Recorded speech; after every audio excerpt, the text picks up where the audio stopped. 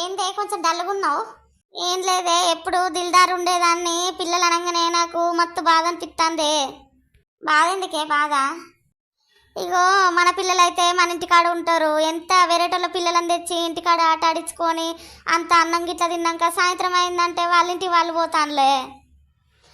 మా పిల్లలైతే మా ఇంటికాడ ఉండపోనా అని బాధ అనిపిస్తుంది. ఏం చేద్దును? అంతేనే అంతే, మన పిల్లలైతే మన ఇంటికాడ ఉంటారు. అందుకే అంటారు, ఎందుకంటే పెద్దలు ఏమన్నారు ఎరకనా అంటే, కట్టింది బట్ట కావాలి, కన్నది కడుపు కావాలి అని అన్నారు. ఉట్టికన్నారా వాళ్ళు?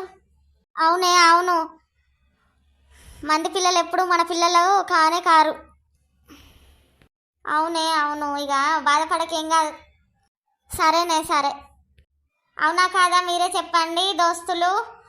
పైన లాంగ్ వీడియో చూసేయండి, పిల్లలు లేని వారి బాధలు ఎట్లుంటాయో. మరిన్ని వీడియోస్ కోసం మా ఛానల్ని లైక్ చేయండి, షేర్ చేయండి, సబ్స్క్రైబ్ చేసుకోండి, కామెంట్ తప్పకుండా చేయండి.